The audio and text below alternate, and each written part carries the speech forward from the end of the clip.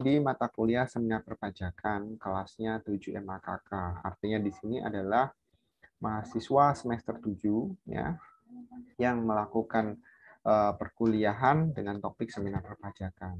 Jadi di sini nanti saya akan pastikan bahwa kita semua sudah masuk dalam kelompok yang diberikan oleh program studi, khususnya konsentrasi pajak. Ya. Jadi tidak boleh ada konsentrasi audit di sini, karena materi yang akan kita gunakan di sini bertujuan untuk memperkuat penelitian akhir kalian ya, di bidang perpajakan yang nanti akan disambungkan dengan skripsi. Nah, untuk materi sudah saya upload semua di UVC ya, kalian bisa cek di sini dari pertemuan 1 sampai pada saat UAS nanti. Semua lengkap dengan instruksi perkuliahannya. Yang belum adalah untuk menu submit tugas ya. Nanti akan saya informasikan sambil berjalan. Nah, silahkan yang belum bergabung dengan UVC nanti masuk ke UVC-nya terlebih dahulu. Nah, untuk memulai perkuliahan sama seperti di kelas yang lain, saya akan informasikan mengenai etika perkuliahan daring kita yang dilakukan saat ini. Nah, etika perkuliahan daring kita itu terdiri dari 7 poin ya. Sebetulnya saya juga sampaikan di kelas yang lain, baik kelas pagi maupun kelas malam. Gitu. Yang pertama adalah diharapkan mahasiswa hadir tepat waktu. Sesuai dengan jadwal kita adalah setiap hari Kamis jam 5 sore gitu ya. Ya mungkin kita akan mulai agak sedikit 5:4 gitu ya, atau mungkin setengah 6 andai kata terjadi beberapa masalah. Gitu. Tapi saya akan samakan untuk kita mulai tepat waktu karena nanti berhubungan dengan penggunaan akun Zoom yang nanti akan bergantian dengan kelas yang lain. Oke. Yang kedua adalah dalam sesi diskusi kamera harap selalu dinyalakan. Jadi siapapun yang melakukan sesi tanya jawab, tolong yang bertanya gitu dan maupun yang menjawab kameranya dinyalakan. Terlebih dari itu silahkan kalian mau off cam boleh gitu ya. Kalau misalkan di tempat kerja silahkan ya. Artinya kan tidak dinyalakan kan mikrofonnya kan masih bisa gitu ya. Yang ketiga adalah untuk penggunaan mikrofon sendiri selalu dalam kondisi mute kecuali jika kalian ingin melakukan proses tanya jawab atau diskusi ya.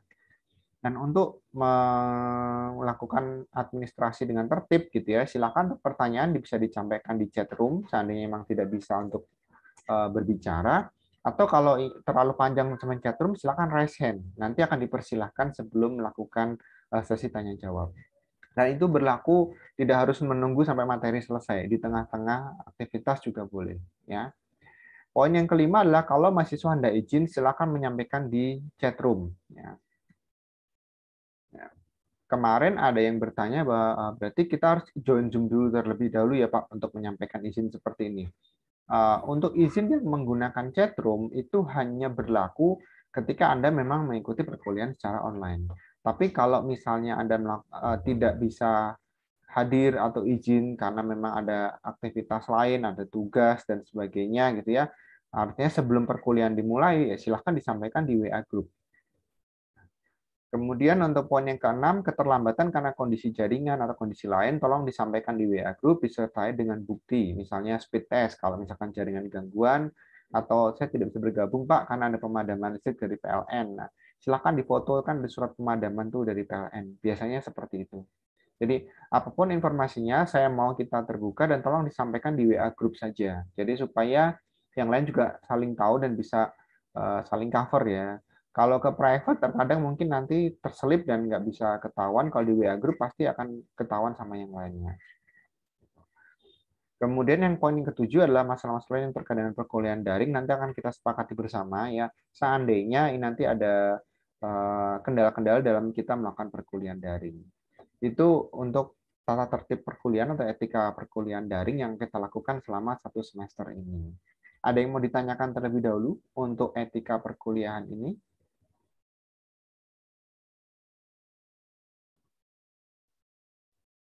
Halo, suara saya terdengar? Terdengar, Pak. Ya, ada yang mau Sudah ditanyakan? cukup jelas. Cukup jelas ya? Oke. Kalau cukup jelas, saya akan geser ke rencana perkuliahan semester. Nah, di rencana perkuliahan semester di sini berisi materi yang akan kita gunakan selama 1 semester. Yang saya mau fokuskan di sini adalah pertemuan kita tidak selalu tatap muka atau sinkronus. Jadi pertemuan di mata kuliah seminar pajak akan saya bagi dalam dua sesi, sinkronus dan asinkronus. Nanti akan saya jelaskan kapan kita akan bertemu tatap muka online seperti ini, dan juga kapan kalian tidak melakukan pertemuan tatap muka, tetapi hanya untuk submit tugas saja. Artinya Anda lakukan pembelajaran secara mandiri. Ya. Di sini saya akan informasikan terlebih dahulu mengenai tujuan dari mata kuliah ini. Sebenarnya mata kuliah ini digunakan untuk membahas mengenai riset-riset terkini di bidang perpajakan. Ya. Kenapa harus riset terkini di bidang perpajakan? Sesuai dengan namanya adalah seminar pajak. Bukan berarti Anda harus ikut seminar perpajakan, bukan. Ya. Artinya di sini kita akan membahas berbagai macam artikel atau jurnal penelitian yang bisa mendukung atau mensupport penelitian kalian. Ya. Nanti kita akan menggunakan berbagai macam topik yang bisa dipakai di penelitian pajak di Indonesia, misalnya mengenai kepatuhan, penghindaran, pengambilan keputusan, transfer pricing, dan mengenai moral pajak. Ini saya pilihkan berdasarkan survei dari beberapa literatur artikel penelitian yang biasa dipakai digunakan di Indonesia. Oke, saya berikutnya akan pindah ke dalam referensi. Nah, di dalam UVC kalian sudah saya upload semua 12 referensi yang kita butuhkan selama 1 semester. Di sini berisi mengenai artikel atau jurnal penelitian. Daripada saya takut kalian salah ambil atau mungkin kesulitan mencari, saya upload semuanya aja. Ya, di sini saya akan berusaha memperkuat kemampuan kalian secara tidak langsung dengan menggunakan bahasa Inggris. Saya mengupload seluruh jurnal yang kita pakai di sini adalah jurnal yang berbahasa Inggris. Karena bagaimanapun juga nanti kalian akan menggunakan salah satu referensi yang berbahasa Inggris di dalam penulisan skripsi kalian. Oleh karena itu, saya akan pilihkan ya yang menggunakan bahasa Inggris utamanya yang ditulis oleh orang Indonesia. Kenapa oleh orang Indonesia? Karena gap bahasanya tidak terlalu jauh ya antara kalian dengan mereka. Terus kemudian kalau orang Indonesia yang menulis berarti topiknya biasanya ada di Indonesia. Kalaupun tidak ada topik tersebut di Indonesia ya, saya akan mencari penulis yang negaranya tidak terlalu jauh seperti kita kemampuan bahasanya. Artinya seperti negara tetangga kita kayak Malaysia, Singapura dan sebagainya, atau bahkan negara-negara di Afrika yang memang tingkat level bahasanya itu adalah medium. Enggak yang terlalu tinggi-tinggi banget kayak di Amerika gitu, enggak gitu ya. Nah, bisa dilihat di sini kalau misalkan seperti ini yang artikel yang pertama ini tidak akan menjadi tugas untuk kalian, tapi ini adalah artikel pembuka untuk saya bisa menjelaskan berbagai macam jenis penelitian pajak yang ada di dunia yang sudah disurvei oleh Hanlon dan Hedgeman pada tahun 2010 ya. 2010 itu adalah artikel terbitnya, artinya dia surveinya sebelum tahun itu gitu ya. Kemudian untuk artikel-artikel yang berikutnya Anda bisa lihat di sini namanya ada beberapa nama orang Indonesia, misalnya Mustika Sari, kemudian Mainawati Somnya Lasmana. Ini kan nama-nama yang identik sekali dengan orang Indonesia gitu ya. Kalaupun tidak ada orang Indonesia, misalnya orang dari seperti ini dari Nigeria, Saudri Snaik, Njuma Bananuka, artinya dia menggunakan bahasa Inggrisnya levelnya tidak jauh dengan kita. Seperti itu. Nanti kita akan coba lihat detailnya seperti apa. Nah, ini adalah rencana pertemuan kita. 1-7 sebelum UTS. Nah, di sini pertemuan pertama kita akan bertemu terlebih dahulu dengan topik kita dan membahas mengenai riset perpajakan yang up to date untuk saat ini. Kemudian di pertemuan 2 sampai pertemuan 4 kita hanya akan membahas satu topik, tetapi kita punya 3 artikel. Satu topik tersebut adalah kepatuhan perpajakan untuk orang pribadi. Oke. Kepatuhan perpajakan untuk WPOP. Nah, di sini artikel yang kita bawakan adalah terkait dengan kepatuhan WPOP sendiri, kemudian kepatuhan penggunaan e-sistem pajak, misalnya ada yang meneliti menggunakan e-filing atau e-billing gitu ya, ataupun e-payment, dan juga mengenai perubahan tarif dan PTKP yang pernah terjadi di Indonesia. Nah, sorry, saya terlalu cepat nggak menjelaskannya? Kalau terlalu cepat, saya akan kurangi kecepatannya, gitu ya. Oke. Terus kemudian di poin ke-5 sampai ke-7 ya, satu topik lagi yang akan kita bahas yaitu mengenai penghindaran pajak atau tax avoidance. Nah, penghindaran pajak di sini kita akan lihat 3 artikel yang terkait dengan pengendalian internal, artinya dari perusahaan, Yang kedua terkait dengan penggunaan instrumen keuangan. Jadi instrumen keuangan pun bisa digunakan sebagai alternatif melakukan penghindaran pajak. Dan yang ketiga, menggunakan mekanisme dari good corporate governance. Nah, di pertemuan 5-7 itu artinya kita akan mulai membahas wajib pajak badan. Nah, di sini ada 1, 2, 4, 5, sampai 7. Itu 3 topik yang akan kita gunakan atau yang akan kita bahas sebelum UTS. Nah, setelah UTS, kita akan ketemu dengan topik yang lebih spesifik, yaitu pajak badan temanya. Nah, kenapa ini berbeda dengan yang di atas? Ya, kalau di sini adalah konsep penghindaran pajaknya saja. Sedangkan yang di sini adalah segala macam komponen yang terkait dengan pajak badan. Nah, 3 artikel yang saya pakai di sini adalah terkait dengan penggunaan dividen, kemudian ada strategi perusahaan yang sifatnya multinational company, ada juga mengenai audit pajak dan produktivitas. Kemudian di sini pertemuan ke-11 kita akan bertemu dengan topik transfer pricing, dan pertemuan ke-12 kita akan bertemu dengan topik mengenai tax moral atau moral pajak. Nah, pertemuan 13 dan 14 ini sebetulnya khusus buat yang sedang mengerjakan skripsi. Jadi di sini adalah kita akan mengevaluasi penelitian kalian secara mandiri yang digunakan di skripsi ya, untuk dipresentasikan ulang di mata kuliah seminar perpajakan ini menjadi bagian dari tugas akhir. Nah, tolong diinformasikan kepada saya jika ada dari kalian yang tidak berencana mengambil skripsi di semester ini. Ada pasti gitu ya. Nah, ketika kalian tidak mengambil skripsi di semester ini, otomatis pertemuan 13 dan 14 tugasnya akan digantikan dengan review artikel. Itu karena harusnya di sini adalah riset kalian atau penelitian kalian, skripsi kalian masing-masing. Namun buat yang belum skripsi karena misalnya memang berencana lulus 4 tahun atau mungkin di atas 4 tahun gitu ya, di atas 7 semester gitu ya, atau memang sengaja nggak mau cepat-cepat lulus gitu ya, ada juga yang seperti itu, atau memang karena kendala mahasiswa pindahan, jadi memang semesternya harus agak panjang sedikit karena jumlah SKS yang diambil gitu ya. Boleh, tolong diinformasikan ke saya supaya bisa diberikan tugas pengganti. Di kelas pagi udah ada, di kelas malam juga setahu saya harusnya ada. Sama di kelas eksekutif pasti ada. Jadi secara keseluruhan itu adalah materi yang akan kita bahas dalam 1 semester. Dan untuk pengajar di mata kuliah seminar pajak ini hanya ada 2 kelas ya, kelas pagi dan kelas malam, dan semuanya adalah saya yang mengajar. Artinya kalian mau pindah di kelas pagi atau di kelas malam, tetap akan ketemu dengan saya dengan tugas yang sama. Ya. Jadi nggak usah pindah kemana-mana. Termasuk di kelas eksekutif juga sama. Ya.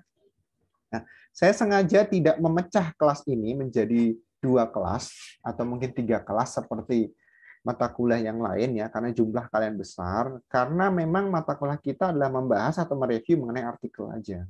Jadi saya rasa bisa kita cover ya tanpa harus memecah kelas ya, seperti mata kuliah yang lain. Contoh misalnya perencanaan pajak kan harus dipecah tuh kalian. Nah kalau yang ini nggak usah deh, masih bisa lah gitu.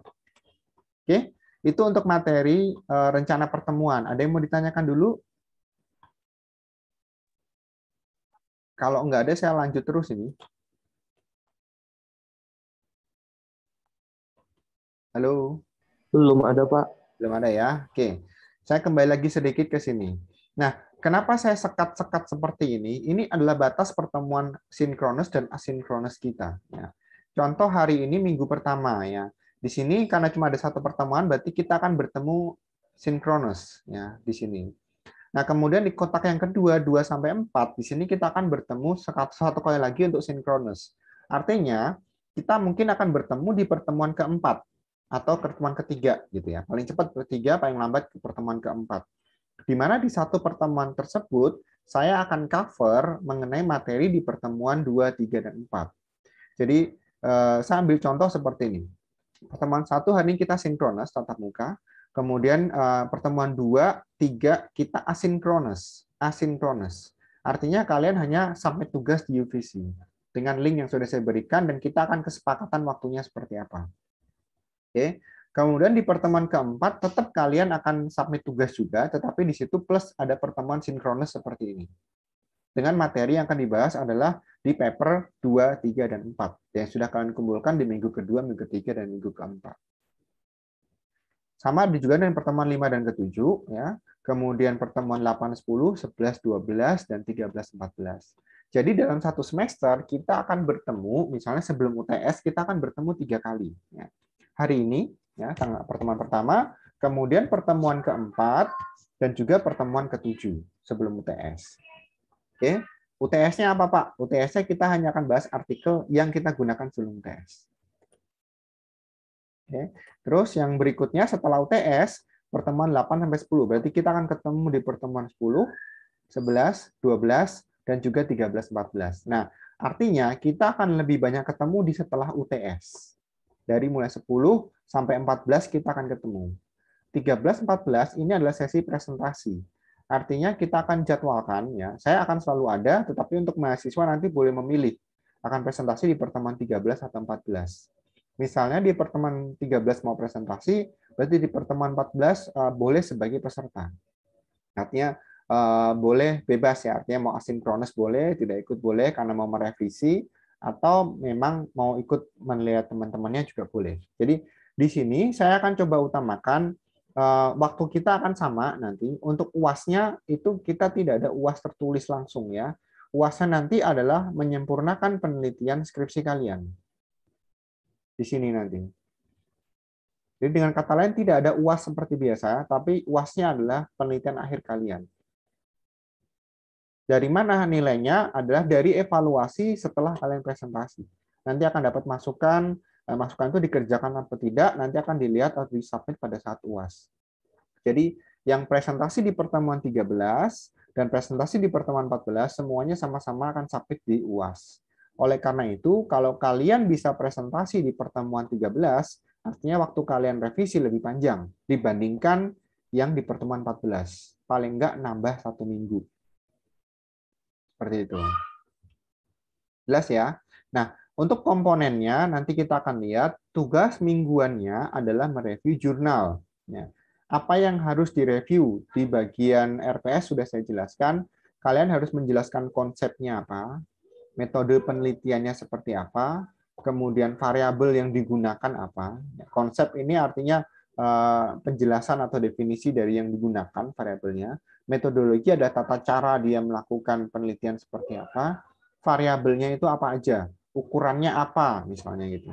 Nanti akan saya jelaskan beberapa di dalam penelitian yang pertama. Terus kita akan melihat kekurangan dan kelebihan risetnya. Ya, kekurangan dan kelebihan risetnya. Ini yang saya sebut mengenai hasil dari artikel. Artinya di sini kalian mengevaluasi penelitian tersebut ya tidak perfect, ya. Pasti akan ada kekurangan. Kalian coba lihat kekurangannya, terus kelebihannya, artinya keunggulan riset itu apa. Kalau perlu boleh ditambahkan, bisa nggak diaplikasikan lagi di Indonesia.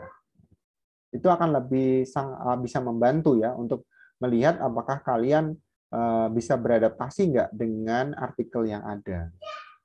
Di sini ya, konsep, metodologi, variabel, kemudian hasil. Hasil itu artinya kekurangan dan kelebihan riset. Di sini bukan cuma merangkum ya, merangkum itu kan hanya konsep, metode, dan variabel. Ya bisalah kalian pakai resumer atau ada berbagai macam website yang bisa membantu kalian melakukan resume, merangkum tanpa harus membaca. Ya. Saya paham itu bisa mudah dilakukan 1 menit selesai gitu. Tetapi untuk kekurangan dan kelebihan riset ya, itu tidak akan bisa kalian lakukan tanpa kalian membaca. Jadi yang saya minta di sini adalah memang kalian harus membaca supaya bisa mengevaluasi hasil risetnya. Nah, untuk jenis ringkasannya saya bagi dalam 3 grade nilai. Ya.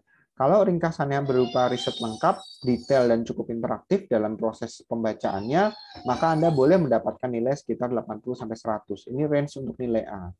Kemudian range yang kedua adalah 60-79. Nah, tetap lulus gitu ya, tetap lulus, tetapi nilainya di atas dari A- sampai C gitu kan.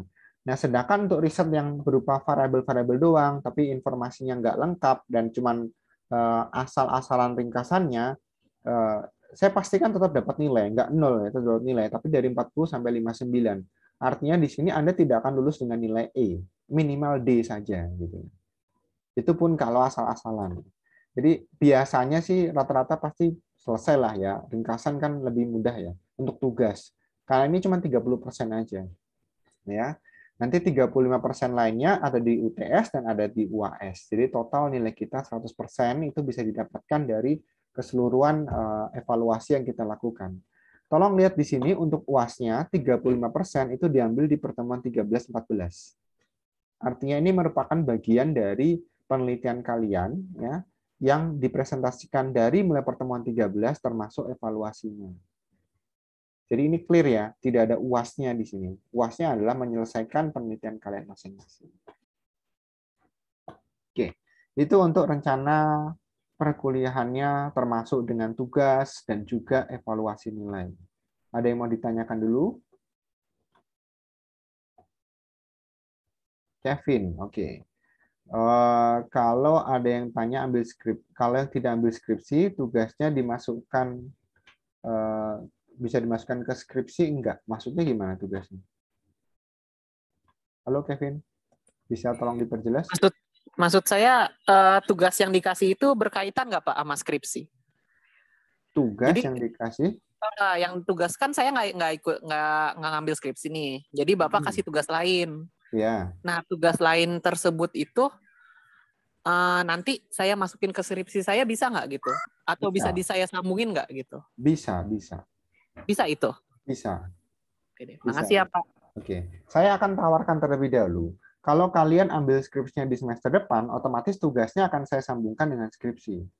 Tetapi kalau kalian tidak berencana ambil skripsi di semester depan, karena mungkin mau magang atau mau melakukan pertukaran mahasiswa ke luar negeri mungkin misalnya, kan sekarang memungkinkan sekali gitu ya. Saya akan ganti tugasnya menjadi rangkuman artikel biasa. Jadi disesuaikan dengan kebutuhan kalian. Oke, ada lagi sebelum saya mulai ke materi? UTS-nya sendiri itu sama kayak tugas atau bagaimana ya? Sama-sama koordinat tuh pertemuan 1 sampai ke 12. Oh, UTS-nya? Oh, enggak.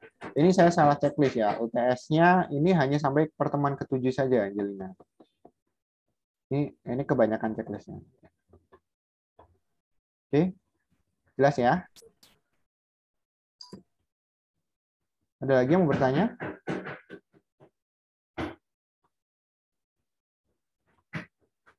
Tidak ada?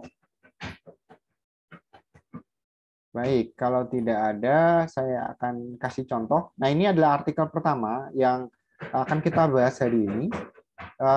Artikel ini sebetulnya artikel bukan penelitian seperti yang kalian buat di dalam skripsi kalian ya. Artikel ini adalah artikel yang ditulis oleh peneliti untuk mengumpulkan penelitian-penelitian lain dan dia merangkum menjadi sebuah arahan penelitian. Jadi kalau orang mau meneliti pajak, itu isinya apa aja. Nah, artikel ini banyak sekali di quotes atau diacu oleh peneliti lain, khususnya di bidang perpajakan ya. Kenapa begitu? Karena sebenarnya terbitnya bukan di bidang pajak ya. Lihat nama jurnalnya Journal of Accounting and Economics. Jadi dia diterima di level akuntansi dan ekonomi, bukan di pajaknya. Tetapi impact dari penelitian ini dipakai banyak di bidang perpajakan. Karena si Hanlon dan Hedgeman tidak menyatakan bahwa dia spesifik di pajak, tapi dia memberikan arahan untuk misalnya yang mau meneliti pajak penghasilan, pajak badan, nanti akan dikelompokkan sama dia seperti apa bentuknya dan evaluasinya. Nanti baru dia bisa melakukan pemetaan lebih lanjut terkait dengan penelitian tersebut. Nah, apa yang mau diberikan oleh Hanlon dan Hedgeman ini saya sudah buatkan di sini ya gitu. Nah, ini kita akan mencoba mereview penelitian yang dilakukan oleh Hanlon dan Hedgeman dari JAE, Journal of Accounting Economics tahun 2010 gitu ya. Ini jurnalnya cukup tebal ya. Jadi kalau memang kalian jenuh untuk membacanya itu sangat wajar sekali ya. Namanya juga isinya tebal banget gitu ya. Tapi apa yang coba diteliti oleh Hanlon dan Hedgeman? Hanlon dan Hedgeman meneliti 5 komponen. Ya. Yang pertama adalah dia ingin melihat bagaimana pemetaan penggunaan informasi terkait dengan beban pajak penghasilan.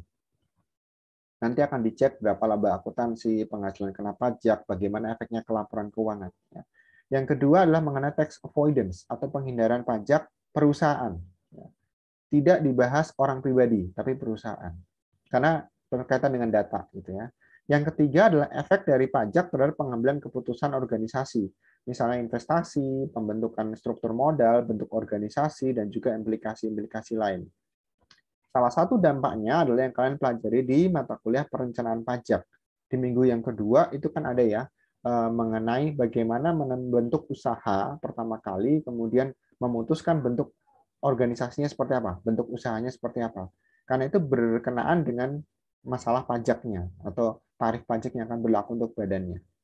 Kemudian yang keempat adalah pajak investor atau investor level tax, yaitu melihat bagaimana pajak bisa memberikan perlakuan yang berbeda untuk masing-masing investor, baik dalam negeri, luar negeri, investor orang pribadi, investor badan, dan berbagai macam. Dan yang kelima adalah penilaian aset atau asset pricing atau valuation, yang lebih nanti akan dikenakan ke transfer pricing nanti, dan dampaknya kepada dividen maupun capital gain. Nah, penelitian ini sebetulnya diawali hampir 10 tahun sebelumnya, di mana dinyatakan oleh Sackfold dan Shevlin bahwa penelitian di bidang perpajakan, ya khususnya di outlet-outletnya akuntansi atau di bidang akuntansi itu relatif kan sedikit gitu ya, sehingga mereka melakukan sebuah regenerasi atau perubahan, di mana penelitian pajak itu menggunakan data-data yang ada di laporan keuangan atau data sekunder, bukan data primer lagi. Jadi jangan dibayangkan penelitian di sini nanti akan bertemu dengan orang, nyebarin kuesioner. Ya ada, tapi tidak semuanya. Hampir 90% itu menggunakan database yang sudah ada di perusahaan. Misalnya laporan keuangan, laporan tahunan, dan semua yang diproduksi oleh laporan-laporan akuntansi. Itulah kenapa jurnal ini terbitnya di Journal of Accounting and Economics. Ya. Kemudian yang kedua, ya, di Maydew juga menyatakan bahwa memang ada kebutuhan mengenai peneliti-peneliti pajak yang bisa menggabungkan antara kondisi ekonomi dengan keuangan. Jadi bukan hanya murni di bidang perpajakan dan administrasi, tetapi dikombinasikan dengan disiplin ilmu akuntansi. Oleh karena itu, goal yang dilakukan oleh penelitian ini adalah berusaha menggabungkan berbagai macam riset yang bisa menyatukan bidang akuntansi, ekonomi, dan juga keuangan, dan memberikan arahan atau dampaknya kira-kira penelitian ke depannya itu harus seperti apa. Nah, 4 kelompok kotak yang dibuat oleh si London Hedgeman itu adalah terkait dengan penggunaan pajak penghasilan. Jadi yang dikelompokkan sendiri, oh ada penelitian pajak penghasilan, kamu kelompoknya sendiri kotaknya. Terus yang kedua adalah tax avoidance atau penghindaran pajak, kamu kelompoknya sendiri. Kemudian terkait dengan book trade-offs atau pencatatan keuangan dan corporate decision, kamu kelompoknya sendiri. Yang terakhir adalah terkait dengan asset pricing atau transfer pricing, dia kelompoknya sendiri. Nah, dari 4 kelompok ini dipetakan satu lagi masing-masing. Nah, ini yang pertama, untuk AFIT. AFIT adalah Accounting for Income Tax. Jadi, kalau Anda tertarik, gitu kan, misalkan, Pak, saya tertarik meneliti di bidang pajak penghasilan gitu. Misalkan, Pak, saya pengen skripsi tentang PPh 21 atau PPh aja pajak penghasilan. Saya akan tanyakan kembali gitu kan. PPh-nya yang apa? PPh itu ada banyak yang bisa diteliti. Contoh dari jurnalnya si Hanlon ini dia menyatakan yang bisa diteliti apa? Yang pertama adalah book tax difference. Selisih antara nilai buku ya, nilai akuntansi dengan nilai pajak. Artinya nilai akuntansi komersil dengan laba fiskal. Di sini akan membandingkan laba akuntansi dengan laba fiskal untuk diprediksi menjadi future earning. Yang kedua terkait dengan manajemen laba. Kenapa ada manajemen laba? Karena laba akuntansi yang kita hasilkan itu tidak semata-mata sama dengan laba fiskal. Masih ada koreksi fiskal yang terkadang hasilnya justru malah lebih besar daripada laba akuntansi. Jadi misalkan kalau laba akuntansi bilangnya 100 juta gitu ya, ternyata ada koreksi fiskal positif, koreksi fiskal negatif, jadinya labanya 250 juta. Pajaknya lebih gede. Gitu ya. Jadi itu bisa terjadi. Atau perusahaan sedang melakukan manajemen laba supaya nggak terlalu tinggi labanya, pajaknya kecil. Gitu. Ada juga PPh yang mau diteliti mengenai apa? Future performance, kinerja masa depan. Kok bisa gitu kan ya? Kinerja itu dilihat dari mana? Dari laba. Jadi kalau di masa depan perusahaan nggak pengen labanya besar, maka dia harus ngatur. Di tahun sekian saya harus melaporkan laba sekian. Tahun besok naik tapi sedikit aja. Tahun besok naik lagi tapi sedikit aja. Jadi berusaha ditahan-tahan dengan berbagai macam metode akuntansi, memindahkan time and difference-nya, jadi perbedaan temporer, perbedaan waktu, seperti itu. Kemudian ada juga book tax conformity, jadi kesepakatan antara nilai yang tercantum di koreksi fiskal dengan laba akuntansi. Nah, biasanya untuk yang seperti ini di Indonesia cukup banyak dilakukan, yaitu mereka berusaha menyamakan laporan akuntansi dengan laporan laba fiskal supaya tidak terjadi bookstep conformity ini. Kemudian ada juga penelitian yang mencari perbedaan antara nilai buku akuntansi dengan laba fiskal. Ya, jadi kenapa laba akuntansi dan laba fiskal beda? Ada yang meneliti bedanya di mana. Apakah cukup di beda tetap dan beda temporer yang kita kenal dengan pajak tangguhan? Ya. Kalau kalian baca di laporan keuangan, kita akan mengenal dua jenis beban pajak. Di beban pajak. Jadi kalau saya bilang ada beban pajak kini dan beban pajak tangguhan, ya, atau current tax dan deferred tax, gitu kan, yang misalkan mahasiswa yang tahu, oh ya saya tahu itu, atau yang misalkan kaget, itu apa ya soal book tax, current tax, book tax, kemudian deferred tax itu apa ya? Itu berarti kalian nggak pernah buka laporan keuangan sama sekali. Nah, semua laporan keuangan itu pasti ada dua jenis itu. Current tax itu adalah pajak kini, pajak yang harus dibayar pada periode tersebut. Kemudian deferred tax, pajak tangguhan, adalah pajak yang muncul karena selisih pencatatan akuntansi dan pencatatan pajak. Itu tugasnya konsultan pajak maupun akuntan pajak untuk melakukan evaluasi atas perbedaan temporer tersebut. Di kelompok yang kedua adalah terkait dengan pajak badan atau corporate tax avoidance, khususnya untuk penghindaran. Nah, di sini kita akan melihat, nanti kalau kalian lihat detailnya di artikel tersebut, ada teori-teori yang digunakan tax avoidance, khususnya yang berbenturan dengan tax system, tax rates, maupun legal system dan governance-nya. Nah, peneliti biasanya mau mengukur apa sih yang dinamakan dengan tax rates. Nah, tax rates itu ada tingkat efektivitasnya, atau disebutnya ETR, effective tax rates. Artinya, beban pajak yang diberikan oleh perusahaan itu tidak sama persis dengan persentase yang diterima secara real. Contohnya kalau di Indonesia, pajak badan atau PPh 21 badan itu kan corporate tax rate-nya itu 25%. Misalnya. Tetapi apakah beban pajak perusahaan itu betul-betul 25% dari laba yang ada? Ternyata kan tidak. Dari laba yang dicatatkan perusahaan, dilakukan koreksi fiskal terlebih dahulu, katakan lebih kecil gitu ya hasilnya, sehingga nanti beban pajaknya menjadi lebih sedikit. Kalau kita hitung ulang, itu nggak nyampe 25%, tapi mungkin cuma 17% atau 18%. Nah, itu yang dinamakan effective tax rates. Jadi tarif pajak yang efektif kena ke perusahaan itu cuma 17 atau 18%. Enggak 25%. Ya. Itu untuk topik yang ini, ETR. Topik yang berikutnya ada juga long run ETR. Ya. Bedanya apa? Kalau ini dalam waktu 1 tahun, kalau long run kita akan mengevaluasi selama beberapa tahun, bisa 5-10 tahun. Bisa juga yang diteliti mengenai selisih nilai buku akuntansi dengan nilai koreksi fiskal. Atau juga ada discretionary accrual atau abnormal, di mana ada keputusan manajerial yang bisa berdampak kepada prosedur penghindaran pajak. Biasanya dilakukan jika manajemen perusahaan itu punya punya pengetahuan atau punya kemampuan di bidang akuntansi dan perpajakan. Bisa juga kita meneliti mengenai tax shelter atau unrecognized tax, ya. Kalau perusahaan tersebut punya afiliasi dengan negara-negara tax haven countries maupun negara-negara yang bisa melakukan proses penghindaran pajak. Nah, biasanya penelitian mengenai penghindaran pajak ini punya beberapa variabel yang diteliti, misalkan karakteristik perusahaan, nilai aset, nilai obligasi, gitu kan, kemudian nilai persediaan. Saya bilang nilai ya, bukan rasio ya. Kalau kita bicara mengenai NOA, ROE, NPM, itu adalah rasio-rasionya manajemen keuangan.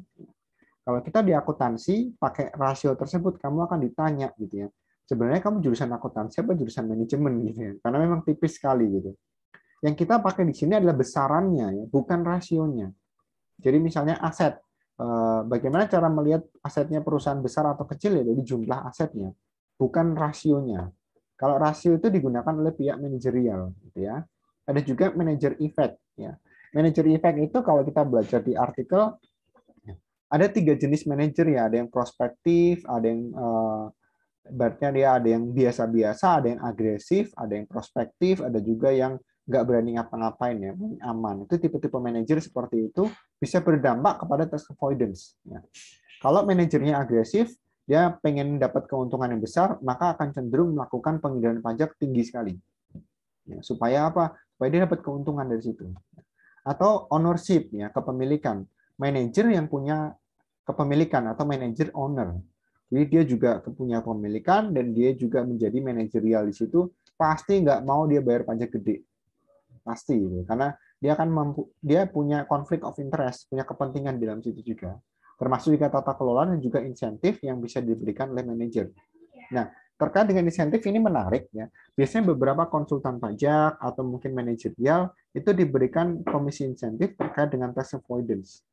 Kalau dia berhasil membuat gap penghindaran pajak yang relatif besar gitu ya, maka insentif tersebut akan diberikan kepada si manajer atau si konsultan yang berhasil menurunkan atau mengaplikasikan tax avoidance-nya.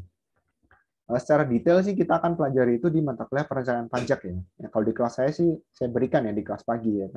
Kalau di kelas malam sih bisa ditanyakan nanti terkait dengan penghindaran pajak ya. Jadi kan ada skema menghindari pajak gitu ya. Nanti contoh misalkan dari harusnya bayar pajak 500 juta, terus kalian bisa susutkan jadi 100 juta. Nah, selisih 400 juta itu tax avoidance gitu ya. Nanti insentifnya misalnya 10%, berarti 40 jutanya akan dikasih ke manajer atau konsultan yang berhasil menurunkan rate pajak tersebut. Itu salah satu variabel-variabel yang banyak sekali diteliti saat ini. Kemudian berikutnya ada konsekuensi dari penghindaran pajak, misalnya terkait dengan cash flow, nilai perusahaan. Jadi kalau ada perusahaan melakukan penghindaran pajak, cash flow-nya jadi tinggi apa rendah. Itu diteliti di situ. Kemudian ada juga firm value. Perusahaan yang melakukan tax avoidance itu cenderung perusahaan besar atau perusahaan kecil.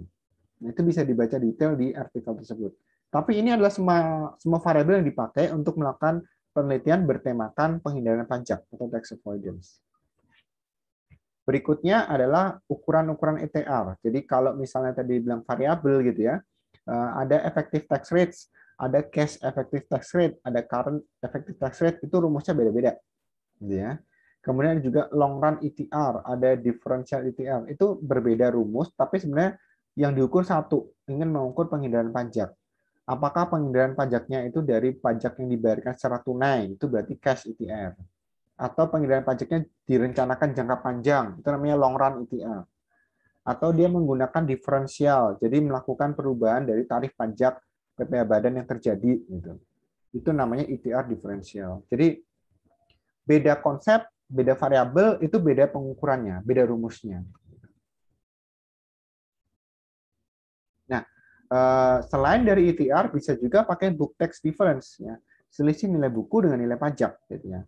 Nah, ada yang dikenakan karena perbedaan temporer, karena misalnya perbedaan ini ya, masa manfaat. Contoh kalau kita belajar mengenai depresiasi gitu ya, misalkan mobil, menurut perusahaan kita ya 5 tahun lah mobil gitu ya. Tapi menurut pajak nggak ada. Golongan 1, 4. Golongan 2, 8. Nah, kita mau pilih yang mana? 4 apa 8? Kalau misalkan 4, oke, berarti beda setahun. Itu beda temporer. Itu harus kita sesuaikan. Ingat ya, kalau di pajak kan kita mainnya golongan kan. Kalau di akuntansi kita bebas. Mau 5 tahun, 10 tahun, itu nggak ada aturan pastinya. Tapi kalau di pajak strict ya. Golongan 1, golongan 2, golongan 3, golongan 4 gitu. Atau misalkan untuk aset tetap ya, dia mau yang permanen atau yang temporer. Jadi ini berbagai macam media-media yang bisa digunakan di penelitian pajak gitu kan. Jangan khawatir, saya cukup banyak kok melakukan penelitian di bidang perpajakan, jadi saya bisa berikan banyak sekali masukan ke kalian terkait dengan skripsi atau apa yang memang di bidang perpajakan. Karena memang bidang saya adalah pajak dan public policy gitu ya. Tapi saya tidak fokus di pajak maaf ya, pajak yang misalkan untuk orang pribadi yang pakai kuesioner dan sebagainya itu saya nggak terlalu fokus ke situ. Saya fokusnya yang ada di data laporan keuangan, karena itu memang banyak sekali acuan penelitiannya dan memudahkan bagi saya untuk mengevaluasi. Jadi saya bisa cari kan misalkan perusahaan ini benar nggak asetnya nilainya sekian gitu kan. Tapi kalau dengan menggunakan personal, misalkan pakai kuesioner dan sebagainya, ya saya tetap akan tracing. Benar nggak ini orangnya real apa nggak, fiktif apa enggak. Tapi itu wasting time ya kalau buat saya. Jadi saya nggak cenderung ke situ. Tapi kalau memang kalian mau skripsi di situ, penelitian di situ, boleh-boleh aja. Cuman saya bukan concern yang utama. Itu mungkin nomor kedua, tiga, dan seterusnya gitu kan. Nah, berikutnya kelompok ketiga yang dibuat oleh si Hanlon Heisman adalah terkait dengan trade-off antara catatan akuntansi dengan catatan pajak. Nah, di sini biasanya terkait dengan investasi. Ingat, investasi kita itu dikenakan pajak. baik investasi dalam sekuritas maupun investasi dalam aset. Bahkan delusi dari investasi pun ada gitu ya. Itu biasa kita pelajari di akuntansi perpajakan. Nah, di dalam akuntansi perpajakan kita mengenal berbagai macam metode akuntansi yang berbenturan dengan pajak, sehingga mau tidak mau kita harus memilih benefit yang kita gunakan pakai aturan akuntansi atau aturan pajak. Ya. Tapi secara detail saya nggak akan jelaskan di situ. Itu saya akan jelaskan di mata kuliah akuntansi perpajakan. Nah, di sini saya hanya akan fokus kepada ini variabelnya bisa dipakai loh di penelitian pajak gitu kan. Kalau detailnya, nah silahkan pelajari di mata kuliah perencanaan pajak, di akuntansi perpajakan. Tapi saya bisa bilang bahwa variabel ini bisa dipakai. Ya. Misalnya terkait dengan capital structure. Apakah kita perlu pakai hutang untuk perusahaan? Kalau perlu pakai hutang, hutangnya berapa besar? Apakah 80%, 70%, 50%, dan sebagainya. Itu ada aturannya. Ya. Karena ingat ya, hutang itu ada tax shield atau perisai pajak. Makin besar hutang kalian, makin besar kalian bisa menghindari diri dari pajak atau melindungi diri dari pajak. Tapi ada efek lain ya. Banyak hutang itu ada risiko perusahaan juga besar. Itu harus ditimbang-timbang tuh untuk level perusahaan. Dan penelitian seperti itu banyak. Itu juga bisa jadi satu bahan penelitian gitu ya. Berapa capital structure yang optimal untuk perusahaan di Indonesia? Artinya kalian bisa teliti perusahaan yang punya risiko kebangkrutan tinggi, yang hutangnya besar, itu justru pembayaran pajaknya relatif kecil. Nah, sampai di level berapa itu bisa tuh dilakukan. Dengan uji beda mungkin, dengan regresi mungkin gitu ya. Itu mudah sekali dilakukan. Datanya juga banyak gitu kalau kita bisa cari. Bahkan semua disediakan di Bursa Efek ya. Atau kita bisa download dari beberapa database penelitian yang saya punya jejaringnya gitu. Langsung di sana tinggal ambil aja gitu. Oke. Itu juga bisa dilakukan. Trade-off lain yang mungkin muncul adalah terkait dengan transfer pricing, kemudian M&A, ya, merger and acquisition. Ya. Kita perlu lihat bahwa merger dan akuisisi ini menjadi concern yang cukup besar di Indonesia, karena banyak sekali perusahaan melakukan merger dan akuisisi. 1 tahun kemarin, 2020 aja, itu ada 40 perusahaan melakukan M&A. Ya. Artinya, 40 perusahaan baru tersebut, saya nggak tahu itu dilebur dari berapa perusahaan. Ya. Saya ambil contoh kayak Bank Mandiri. Bank Mandiri ada gabungan dari 4 bank. Nah, bank yang mati digabung jadi satu bentuk Bank Mandiri. Itu dulu seperti itu. Nah, sekarang kita bayangin, kalau ada 40 perusahaan baru dari M&A, Merger and Acquisition, gitu ya, kalau dia dari satu perusahaan dari 4 bank aja, berarti kan udah ada 160 perusahaan yang mati, jadikan satu. Gitu. Jadi hati-hati. Di sini banyak sekali celah-celah yang bisa kita gunakan. Ya, ada juga executive compensation. Ya. Untuk executive compensation mungkin bisa dilakukan di level internasional. Di level lokal mungkin belum bisa ya, karena gaji eksekutif itu nggak muncul di laporan keuangan. Yang ada adalah beban gaji karyawan, bukan beban gaji eksekutif. Eksekutif adalah direktur. Tapi kalau kita menggunakan database internasional itu terbuka sekali. Gajinya direktur berapa, gaji manajer berapa untuk perusahaan-perusahaan tertentu. Ya. Tetapi tidak disebutkan nama, hanya posisi dan gajinya berapa. Itu bisa kita lakukan penelitian lebih lanjut seperti itu. Kemudian yang terakhir adalah terkait dengan investor level tax dan asset pricing. Nah, di sini kita berbicara mengenai dividen ya. Dividen, kemudian capital gain gitu ya. Di Indonesia ini bisa sangat mudah sekali dilakukan. Kenapa? Kan dividen kena pajak kok gitu ya. PPh 23. Artinya di sini kita akan berbicara mengenai 2 jenis pajak ya. PPh 23 kalau yang sifatnya non final atau pajak atas dividen final. PPh pasal 4 ayat 2. Jadi jangan salah, dividen bisa kena 2 tempat kan gitu. Apakah dia dividen cash, dividen saham, dia bisa antara PPh 23, PPh pasal 4 ayat 2. Kemudian untuk capital gain. Nah, capital gain ini terkait dengan transaksi misalnya aset atau modal itu bisa dari PMK 191 kita dikenakan 10%, tarifnya flat gitu kan. Tetapi kalau di pasar modal atau gain dari penjualan saham itu ditentukan tersendiri dan itu diawasi oleh OJK. Kita pakainya aturan POJK ya, bukan pakai aturan Dirjen Pajak, tapi aturan POJK. Tapi kalau kita berbicara mengenai capital gain atas aset atau perusahaan yang melakukan investasi atas aset, kita pakai PMK 191 ya, Peraturan Menteri Keuangan 191 tahun 2018 yang berbicara bahwa sudah ada kenaikan nih, bukan 5% lagi tapi 10%. Seperti itu. Mungkin beberapa aturan-aturan yang saya sebutkan tadi mungkin masih agak asing gitu di telinga kalian atau mungkin jarang ya, karena memang Kalau kami di bidang perpajakan itu kan memang harus hafal ya, harus tahu peraturan-peraturan mana yang terbaru, relatif harus yang lebih baru tuh. Setiap tahun peraturan pajak itu berubah, kemudian aturan-aturan terkait dengan perusahaan juga berubah. Apalagi kita melakukan penelitian mengenai ini, harusnya bisa lebih update ya terkait dengan informasi yang diberikan. Nah, itu mengenai artikel yang dipublikasikan oleh Hanlon dan Heitzman tahun 2010. Sebelum saya masuk ke bagian yang kedua, saya mau buka kesempatan dulu kalau mungkin ada yang bertanya mengenai isi artikel tersebut. Silakan dari mahasiswa.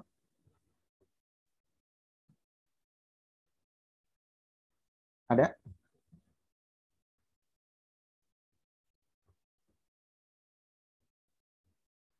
Halo? Tidak ada? Tidak ada, apa saya terlalu Belum cepat? ada. Oh, belum ada. Karena diam itu, ya peribahasa diam itu emas gitu ya. Masa nggak tahu. Diam itu artinya kalian ngerti atau nggak ngerti, atau saya terlalu cepat gitu ya, atau memang buat kalian itu belum nyampe gitu ya materi ini, atau masih meraba-raba gitu. Saya juga nggak paham. Yang pasti saya udah berikan sehari sebelumnya lah ya. Udah semua artikel sudah clear semua. Sampai 1 semester malahan gitu ya. Jadi kalian punya kesempatan agak panjang untuk belajar. Harapan saya sih bisa diperdalam gitu, tapi yang kita kembali lagi ke kemampuan dari mahasiswa ya. Ada yang mungkin serius, ada yang nggak serius gitu kan. Ingat ya, nanti kita di skripsi atau kalian ambil skripsi itu bukan 3 SKS, 6 SKS itu besar. Artinya gini, kalau saya berbicara mengenai skripsi ya, jadi nilai skripsi itu dampaknya relatif besar. Contoh misalnya kalau kalian IPK-nya 3,8. 3,8 ya, 3,8. 3,8 itu artinya kalian skripsi kalau IPK kalian kalau mau bagus, mau naik ya, itu berarti skripsinya harus dapat A. A itu 4. Kalau skripsi kalian A- itu 3,7. Artinya IPK kalian turun. Jadi mau memberikan nilai di skripsi itu juga dilihat-lihat dulu. Kami dosen pasti lihat kok gitu. Dosen itu pasti lihat. Jadi ini anak IPK berapa gitu kan. Kalau IPK kalian cuma 2, 3 gitu, ya lulus B aja udah 3 kan, B itu 3, berarti IPK kalian udah naik gitu ya, itu udah dibantu gitu. Artinya lulus B nggak apa-apa, lulus B minus nggak apa-apa gitu. B minus kan 2,7, kalau IPK-nya 2,5 masih oke gitu. Tapi hati-hati buat yang IPK-nya tinggi gitu ya, 38 itu artinya kan harus lulus A minus turun. Gitu. IPK yang nanggung gitu ya, misalkan IPK-nya 3,5 gitu kan, berarti A minus kalian bisa naik. Tapi kalau B plus 3,3 itu artinya IPK kalian turun. Itu 6 SKS loh, bukan 3 gitu. 6. Jadi dampaknya akan kerasa gitu.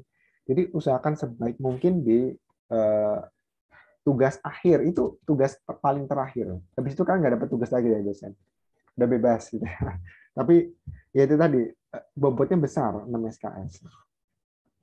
Oke, saya akan berikan gambaran riset pajak di Indonesia gitu. Mungkin nanti kalau kalian mau lihat beberapa riset terkait dengan pajak, bisa dicari di Google Scholar gitu. Cari aja nama-nama peneliti di bidang pajak. Contoh misalkan tadi Hanlon, Michael Hanlon, itu terkenal sekali. Kalian cari di situ, dia akan muncul tuh database-nya dia. Risetnya apa aja, tahun berapa aja dia mempunyai artikel gitu kan. Mau iseng-iseng mau cari pakai nama saya juga boleh, pasti akan muncul juga. Jadi intinya semua itu bisa dicari di Google Scholar gitu. Nah, kalau di Indonesia seperti apa risetnya? Ini yang paling banyak saya temukan mengenai kebijakan perpajakan, yaitu kepatuhan wajib pajak terhadap peraturan pajak. Ya, siapa dari kalian yang punya judul skripsinya kepatuhan wajib pajak itu pasti banyak. Nah, ingat ya, semakin banyak yang meneliti itu semakin sulit kalian melakukan penelitiannya. Kenapa begitu? Saya kasih contoh begini. Ini alasan kenapa saya mengambil semua mata kuliah seminar pajak itu sama saya semua. Ya. Jadi nanti saya punya database di pertemuan 13 penelitian skripsi mahasiswa gitu ya, di kelas pagi dan kelas malam. Terkadang kita bisa menemukan ada yang variabelnya sama. Tapi kan kalian tidak saling kenal, anak pagi dan malam nggak saling kenal, jadi nggak tahu. Menurut kalian sudah mengerjakan sepenuh hati, kan? mengerjakan dengan segenap tenaga, waktu, pikiran dan sebagainya, ternyata ada yang sama, gitu kan. Nah, mohon maaf gitu ya, itu harus memilih salah satu, harus ganti topik. Ganti topik skripsi.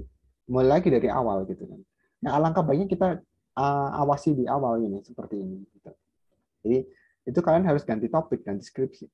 Bisa salah satu harus mengalah, ganti topik, atau dua-duanya ganti aja deh. Gampangnya begitu. Itu sering terjadi, bahkan di bimbingan saya pun tahu gitu, sama gitu kan. Bimbingan saya menurut saya bagus risetnya gitu kan. Bimbingan Pak siapa mungkin Pak Denny gitu ya, bagus risetnya. Ternyata kita nggak saling tahu, ternyata variabelnya sama gitu. Misalnya dia variabelnya A, B, dan C. Bimbingan saya, bimbingan Pak Denny variabelnya B, A, sama D. Jadi ada satu yang beda, dua-duanya sama. Susunannya nggak sama doang. Yang satu, nomor 2 gitu ya. Tapi toh itu tetap sama gitu ya.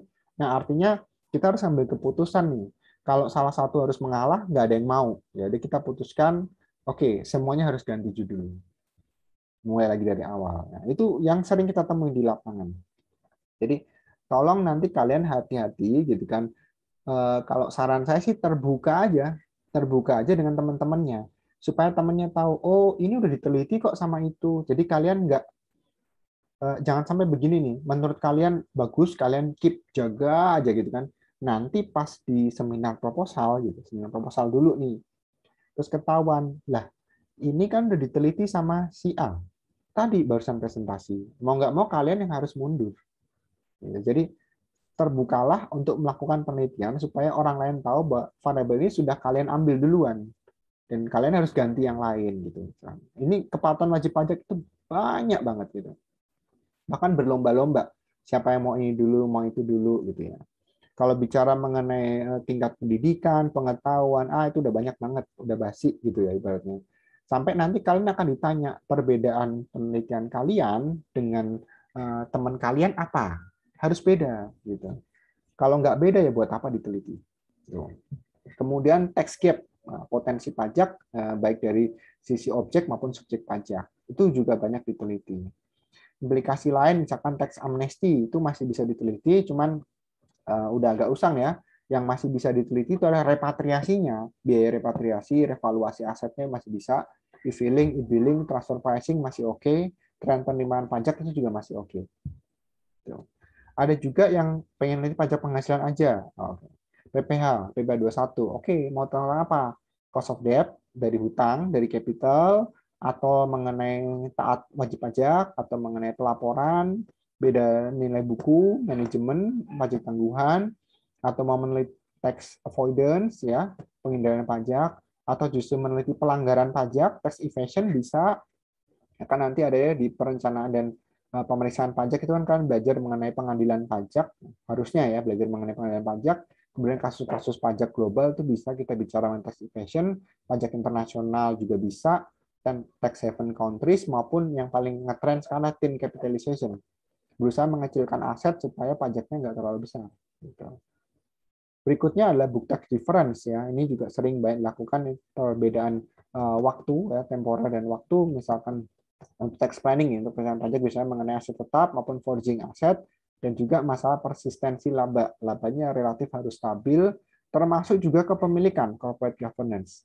Nah, khusus untuk penelitian yang seperti ini, yang book tax difference, itu harus pakai penelitian yang berdasarkan SKP, atau surat ketetapan pajak. Karena ini akan menghitung berapa manajemen laba real yang dimiliki oleh perusahaan. Ya. Kenapa harus pakai SKP? Ini untuk menunjukkan bahwa memang ada perbedaan. Book tax difference artinya ada perbedaan nilai akuntansi dan nilai pajak. Berarti akan ditunjukkan dengan SKP KB kurang bayar, SKP kurang bayar, SKP KB, atau SKP LB lebih bayar, atau bahkan KBT kurang bayar tambahan. Jadi kalau SKP-nya nihil, nggak mungkin ada book tax difference gitu. Ada perusahaan dia pajaknya nihil, itu nggak bakal jadi sampel kalian, itu harus dikeluarkan. Jadi pasti ada screeningnya, ada ketentuannya, nggak aneh-aneh lah, itu logis aja gitu ya. Kalian mau bicara mengenai difference penghasilan, tapi nggak ada SKP ya, dari mana caranya gitu? Harus cari perusahaan-perusahaan yang terdaftar SKP-nya. SKP entah kurang bayar, lebih bayar, ataupun kurang bayar tambahan. Oke. Yang terakhir adalah mengenai perilaku pajak. Nah, ini biasa berkenaan dengan orang. Itu bolehlah kita pakai kuesioner, pakai Google Form, tapi biasanya tetap kita akan minta pembuktian. Ya, bisa dengan foto, bisa dengan list Google Form-nya gitu ya. Terkait dengan eksperimen juga bisa gitu, melakukan pelaku penghindaran pajak, atau juga yang berkaitan dengan etika. Nah, untuk yang komponen di sini perilaku biasanya data primer, data langsung dapat dari responden. Kalau yang sebelum-sebelumnya tadi itu lebih banyak di data sekunder yang dipublikasikan di laporan keuangan. Artinya kalian nggak perlu cari orang, cukup duduk di depan komputer, download laporan keuangan perusahaan, kalian bisa teliti dari situ, udah aman gitu kan. Dan itu akan lebih mudah sekali dilakukan oleh mahasiswa yang konteksnya sama. Jadi nanti bisa berkelompok. Contoh misalnya, saya mau meneliti tax avoidance terkait dengan struktur modal. Yang si mahasiswa lain meneliti tax avoidance dari sisi investor. Nah, misalkan sama-sama perusahaan manufaktur, mereka bisa berbagi itu. Jadi 50-50 ya, 50% dia nyari perusahaan ini, 50% dia nyari perusahaan ini. Jadi bisa berbagi. Jadi kesannya skripsinya itu masing-masing, tapi dikerjakannya bisa berkelompok. Nah, itu yang saya anjurkan biasanya. Karena skripsi itu memang betul nilainya masing-masing, tapi untuk pencarian data, kemudian untuk evaluasi data itu bisa dilakukan berkelompok dengan catatan topiknya sama gitu ya. Atau kurang lebih topiknya nggak berbeda jauh. Oke, itu yang bisa saya sampaikan untuk materi hari ini. Ada yang mau ditanyakan dulu dari mahasiswa? Silakan.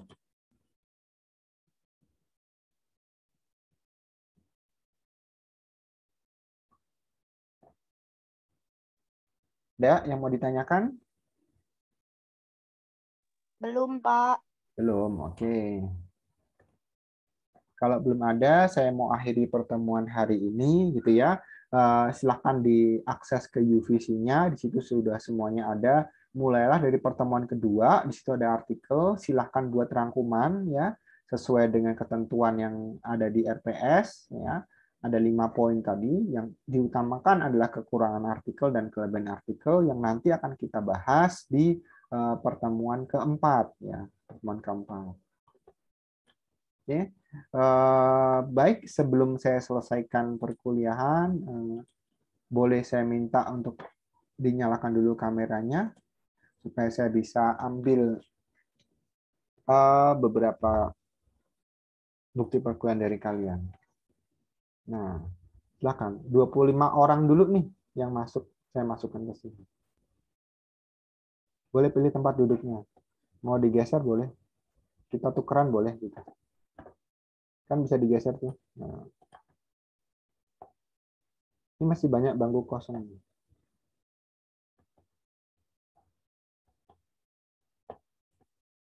Oke. Ya, berdua boleh. Saya ambilnya ini cuma 25 kapasitasnya. Gimana kalau yang begini ya? Nah, ini yang berikutnya.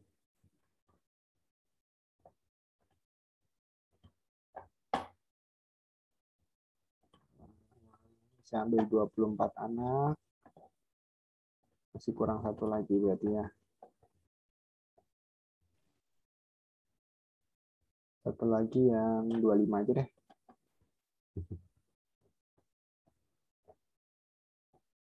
Oke, baik.